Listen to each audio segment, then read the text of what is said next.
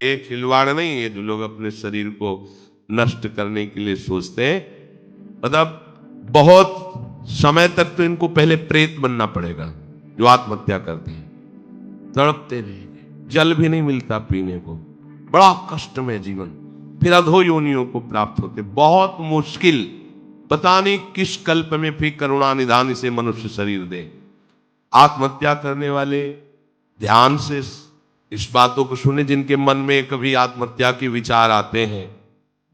मतलब आप कल्प कल्प के लिए घोर दुख का बीज बो दिए। शरीर रोगी है, या समय प्रतिकूल है, या आप किसी पर विजय नहीं प्राप्त कर पा रहे, परीक्षा में पास नहीं हो पा रहे, या आपके अनुकूल कोई बात नहीं बन रही, तो मरना जरूरी है क्या? मरने से समस्या का समाधान हो जाएगा क्या? हम तो कहते हैं कि अगर तुम्हारे अंदर इतनी ही बात आ गई कि मैं शरीर को नष्ट कर दूंगा, अब जीना नहीं, तो आज से भगवान के लिए जियो, तुम दूसरों की कामना पूर्ण करने वाले बन जाओगे। अपनी काम मरने की जरूरत है, मर जाओ इस बात से कि आज से मैं अपना जीवन प्रभु को दिया। जब मरने के लिए तैयार हो तो अब क्या इच्छा, अब जैसा चाहे प्रभु करे, तुम ऐसे महात्मा बन जाओगे। सतरत सतरत सा लोकांतार्यति। अगर आत्महत्या की तो आप दुर्गति को समझ लीजिए, भयानक प्रेत योनि, जहां स्वेच्छा से आप जल भी नहीं पी सकते, भले नदी किनारे रहिए, स्वेच्छा से, और भयंकर जलन, अशांति, एक जगह चैन से नहीं रह सकता। गोकर्ण जिसे अपनी स्थिति बताता है, धुंधकारी जो प्रेत योनि को प्राप्त है, भैया किसी तरह बचा लो, भयानक कष्ट में है। यह आत्महत्या करने से समस्त दैवी शक्तियां उससे नाराज हो जाती है। तुम्हें जीवन मिला है दुख से लड़ने का, ऐसे अच्छे काम करो, ऐसे भजन करो, तुम्हारा मंगल हो जाए।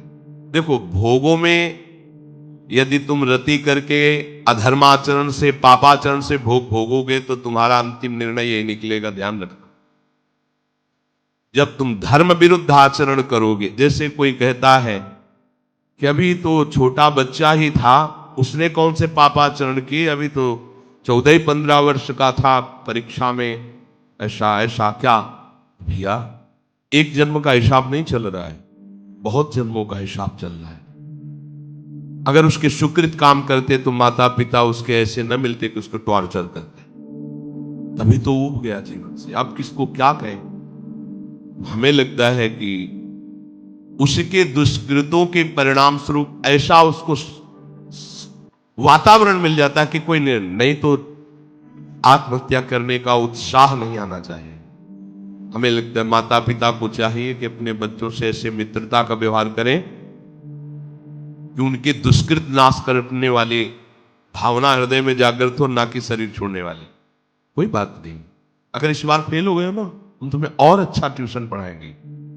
पर वो संसारिक लाभ, कोई लाभ जानने वाले जानते हैं, कितना पैसा लगाया बर्बाद। अब वो बेचारा छोटी सी बुद्धि का पूर्व के दुष्कृत परिणाम से प्रेरित हुआ और उसको लगता है मैं आत्महत्या, किसानी में सफलता नहीं मिल लगता आत्महत्या कर, पति अनुकूल नहीं मिला लगता है आत्महत्या कर लो, पत्नी अनुकूल नहीं मिली बोले आत्महत्या। ये कोई निराकरण है तुम्हारी समस्या का?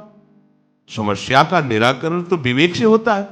आप भगवान का आश्रय लेकर के भजन करते हुए फिर विचार कीजिए तो आपको रास्ता मिल जाएगा।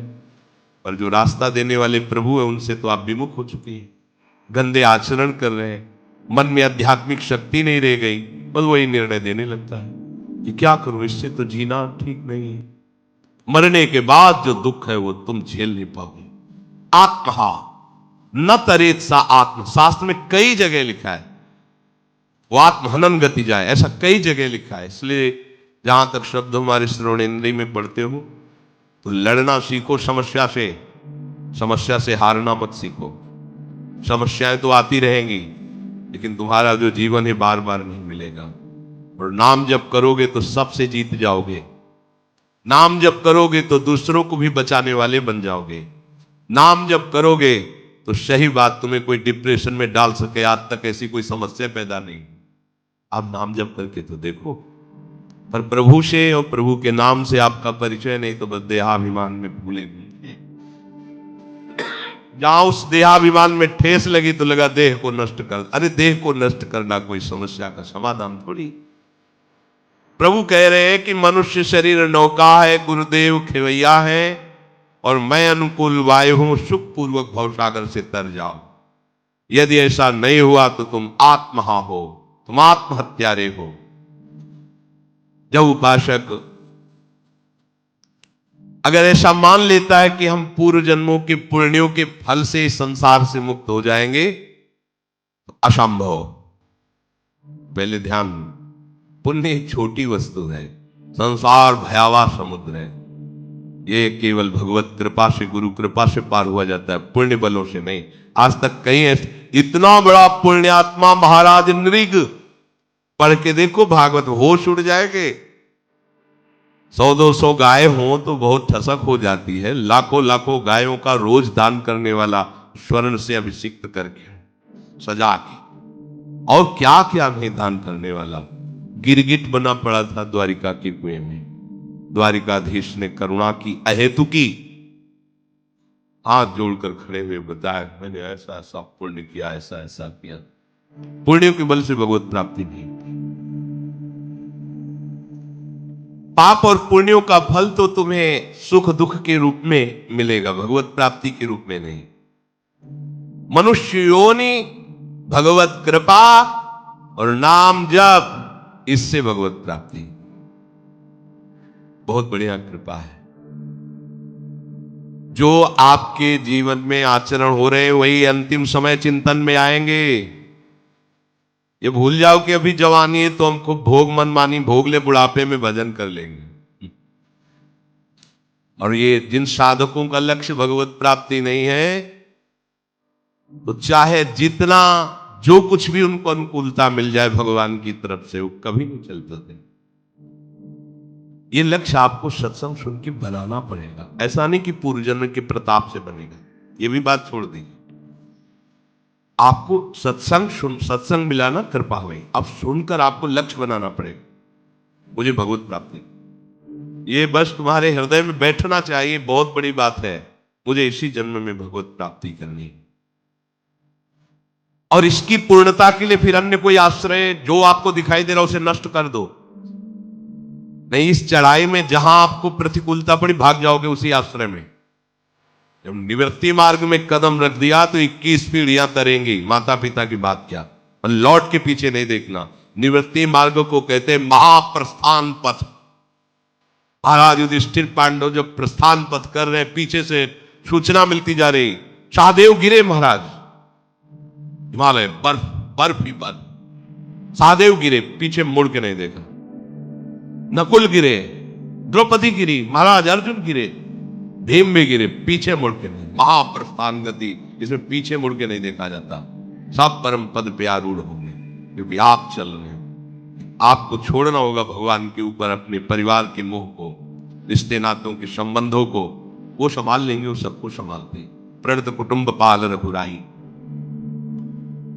और आपका चिंतन ऐसा हो कि प्रभु के सिवा कोई आपका चिंतन वाला नहीं रह गया जिसका हम चिंतन कर सके, हो गई। अगर जरा सा हमें कोई संबंध आश्रय मिलेगा तो भाग जाएगा मन, उसी का आश्रय ले लेगा।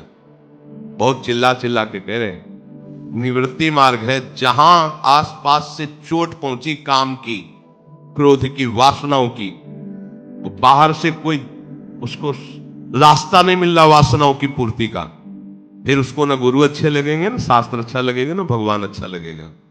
कैसे, कहां जाऊं?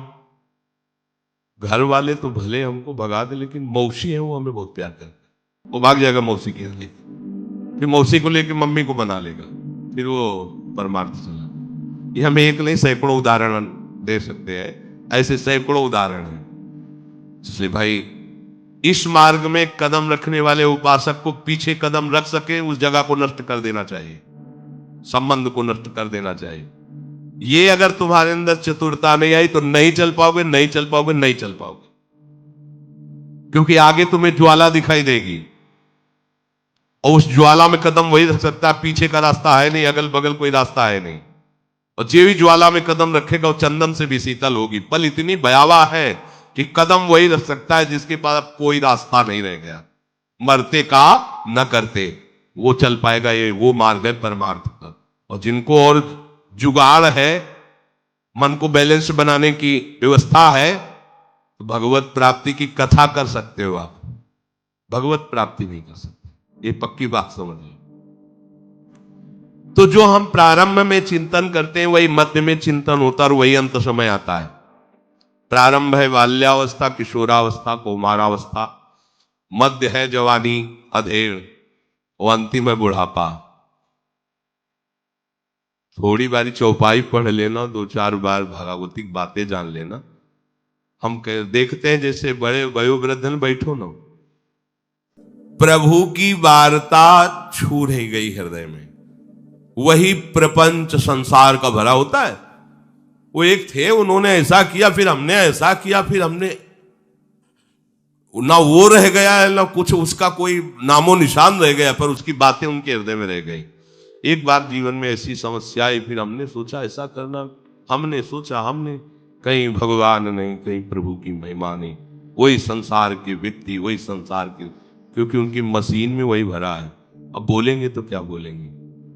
भगवत कृपा से जीव भगवत चिंतन कर पाता है। अगर वो कौमारावस्था में भजन का भाव नहीं बना तो जवानी में कैसे बन जाएगा। अगर कौमारावस्था और जवानी विषयों में गई तो बुढ़ापा भजन कर लोगे, भूल जाओ, माला हाथ में रहेगा, केवल प्रपंच चिंतन होगा, रामकृष्ण हरि बोलने की इच्छा नहीं होगी। ये भूल जाना कि बुढ़ापे में भजन कर, लोग नहीं कहते यार भजन करने की अवस्था है अभी, अभी नरक भोगने की अवस्था है, भजन की थोड़ी। सलाह देने वाले ऐसे, ये तिलक लगा, कंठी, कंठी तो विधवा बांधती है, सुहागवती कंठी। श्री कृष्ण के नाम पे, अविनाशी दूल्हा के नाम पे कंठी बांधना निषेध। ठीक, कंठी का माथे पे तिलक, गले में कंठी, ये तो विधवा, विधवा। ये है शिक्षा लोक की। तुम नाम गोपाल शास्त्र नाम पढ़, तुम ठाकुर सेवा, ये कहां करने को कहा, सुहागवती को ये नहीं नहीं नहीं नहीं। ऐसे उपदेश होते कि हंसी आती, संसार का ऐसा उपदेश करता है। ये जवानी है ना, भगवान ने जवानी दी है भोगने के लिए। हाँ, जवानी दी, बुढ़ापा दिया है कर्मों के भोग के लिए। खखारो और थूको, नरक का चिंतन करो। कहां वृत्ति है। देखो गोपीजन घर गृहस्थी के कार्य करते हुए कृष्ण चरणारविंद का चिंतन, एक एक वृत्ति चिंतन, तो परमहंसों ने प्रणाम किए। आप चाहे बाल्यावस्था को, चाहे यौवन अवस्था के हो, चाहे वृद्धावस्था के हो, आप प्रभु के लाडले हो, प्रभु की प्राप्ति के लिए मनुष्य जन्म मिला है, आप नाम जप करो। मनसा वचसा दृष्टया गृहतेन्यैरपीन्द्रियैः अहमेव न मत्तोन्यदिति बुद्ध्वा मंजसा। मन से, वाणी से, दृष्टि से केवल भजन के कार्य करो। ये संसार भी भगवान का, इसलिए इसमें जो कार्य करते हो भगवत अर्पित करो। बड़ा सहज स्वरूप भगवत प्राप्ति की। एकादशी स्कंद में 9 योगेश्वर ने वर्णन किया कि शरीर से, मन से, वाणी से, अहंकार से, अनेक जन्मों की आदतों से, संगवश जो जो भी हो रहा है आपसे, वो सब परम पुरुष प्रभु को समर्पित कर दो। ये सीधा भागवत धर्म है। हर मिनट का कार्य आपको प्रभु के दरबार में हाजिरी देनी। आधा घंटा करो, मन से प्रभु को अर्पित, भले वो हल जोत रहे हो, व्यापार कर रहे हो, पोछा लगा रहे हो, कोई कार्य, शरीर से, मन से, वाणी से, इंद्रियों से, चेष्टा से जो जो हो रहा है भगवत प्राप्ति के लिए तुम्हें सहज उपाय, उसे प्रभु को अर्पित करो। नाम जितना जप सकते हो नाम जप। नाम उच्चारण करने में क्या जाता है, राधा राधा राधा, पोछा लगा रहे, जो सोनी लगा रहे राधा, फावड़ा चला राधा राधा, जो भी, उसका फल ये होगा कि मुझसे भिन्न कुछ नहीं है, ये आप जान जाओगे। सब कुछ भगवान को। देखो ये अग्नि में सामर्थ्य किसी और में, चंदन डालो तो अग्नि में, विष्ठा डालो तो अग्नि में। तुम्हारे सारे शुभ अशुभ कर्मों को भगवत स्वरूप बनाने की सामर्थ्य एकमात्र समर्पण में। प्रभु को समर्पित होकर कर्म करो, प्रभु के लिए कर्म करो, या कर्म करके प्रभु को समर्पित, बड़ी सुविधा है। बस बीच बीच में भगवत स्मरण करते रहो, हर कर्म को प्रभु को समर्पित करते रहो। इसका प्रभाव ये होगा कि जो दुष्कर्म है वो तुमसे होने ही नहीं लगेंगे। प्रभु की ऐसी कृपा होगी कि हृदय जलने लगेगा, ऐसी जलन होगी कि आपसे गलत काम होंगे ही नहीं। फिर धीरे धीरे कर्ता भाव में भी जलन होने लगेगी, कर्ता भाव भी चला जाएगा। फिर वहीं पहुंच गए जहां पहुंचना था, वासुदेवाश्रम। अभिन्नता आ जाएगी।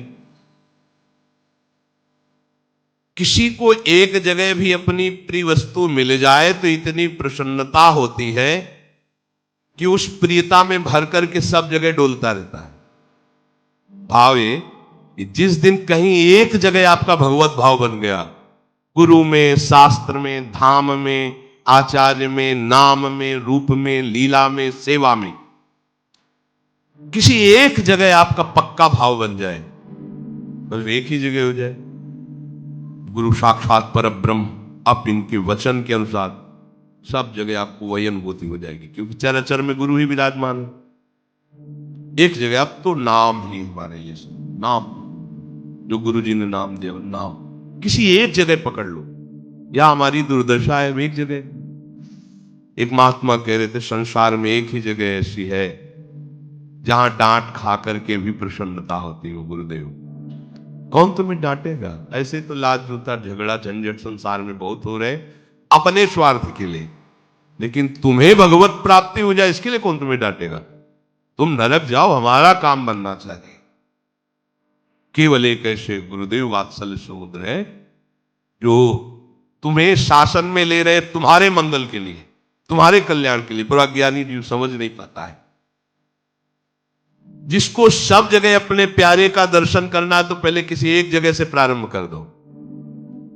अगर गृहस्थ में हो तो माता पिता से शुरू करो। मेरी मां मेरे लिए भगवान, बस निष्ठा में आ जाओ। कभी जवाब मत देना। जैसे हम भगवान की अष्टयाम सेवा करते हैं, ऐसे आप अपनी मां की करने लगो। अगर भगवत साक्षात्कार ना हो जाए तो बताना।